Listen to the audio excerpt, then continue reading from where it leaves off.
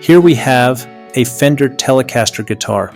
The general parts of this guitar are the headstock, which is part of the neck.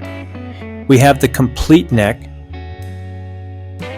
the fretboard, where the frets are pressed and markers are inlaid, in this case called clay dots, or other inlays it may have.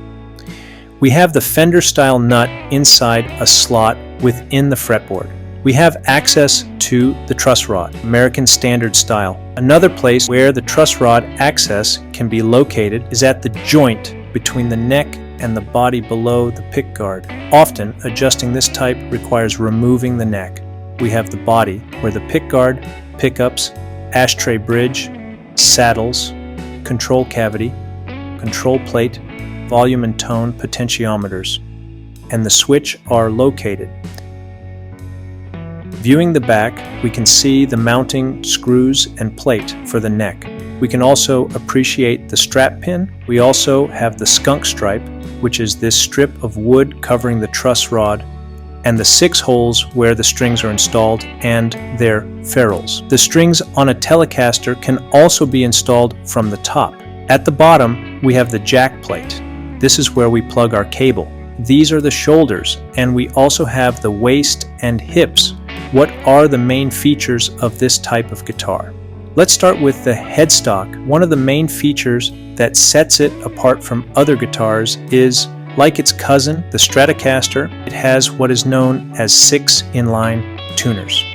That is, all tuners are on one side of the headstock, unlike, for example, Gibson or other types of guitars that have 3 for the low side and 3 for the treble side. Here, I'd like to add that the type of tuners on this guitar is sealed or closed type, modern tuners, and the bushings are screwed to the tuner body. We also have the string tree or retainer. Some guitars have 2, ideally, both for the 3rd and 4th set of strings and for the 1st and 2nd strings, like the one we have here. Why is it necessary to have string retainers? Because the headstock is not angled backwards, as in the case of a Gibson, which has a backward angle. Here, the headstock is flat or almost flat. It tends to have a slight upward angle. This causes the strings not to have enough break angle towards their tuners, especially the strings whose tuners are farther from the nut. As we can see, the 6th string has a good angle, but as they go farther, they lose that angle. Because of this, the installation of string trees is necessary. Another very important feature is that this guitar's scale, which is the distance from where the nut ends to the saddles on the bridge, and it is a very, very important factor because it has a lot to do with the sound produced by these guitars, is 25.5 inches, as we can see. 25.5, unlike a Les Paul or an SG, which will have a scale length of 24.34 inches.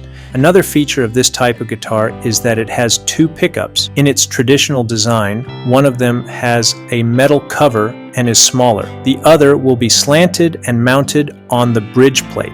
Depending on the model, we can have 2 humbuckers. One of its characteristics is having 2 pickups. A Stratocaster has 3 pickups. And these pickups are combined using this switch, which selects the bridge pickup, combines both in parallel, or selects the neck pickup.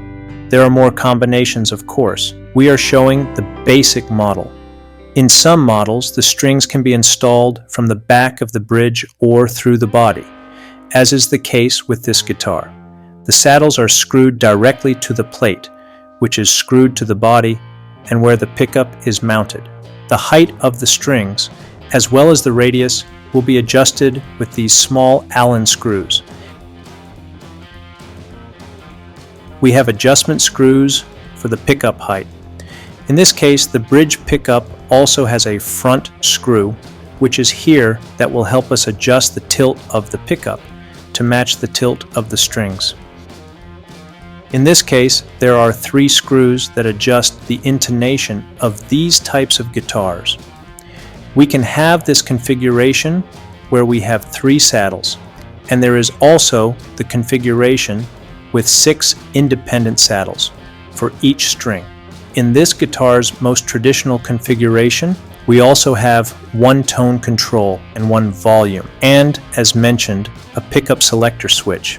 On this side, as I showed before, at the hip, we also have the area where the jack is located. The plate is very distinctive, and something I forgot to mention, it's a cup plate type, and it is fixed both by pressure and with the jack nut. Returning to the neck, another thing we are going to adjust, as I mentioned, has the hole to adjust the truss rod in here. In other guitars, it may be here. Anyway, a fundamental part of the neck is the tension rod inside. At the back, we have the screws and the mounting plate. If we happen to need to remove the neck, we will remove these screws, like when it is necessary to adjust the vintage type truss rod.